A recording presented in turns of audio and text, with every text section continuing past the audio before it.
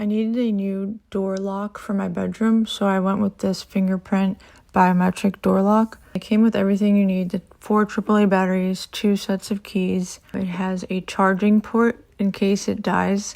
You can use a USB-C wire and it'll charge for you. The setup was really easy. It took me about 10 minutes to do the entire thing, and that's including removing my existing door handle. It came with that little screwdriver, so all you have to do is put the batteries in, set it up, and you measure your door's thickness to see which options you need to install. But you can kind of just eyeball it, and that's what worked for me. I know my door is not the best looking right now, it needs a paint job, but I just wanted to show you guys how easy it was for me to set this up. And I really love that the fingerprint feature, you can do multiple fingerprints. So I believe it's up to 20 fingerprints that you can add.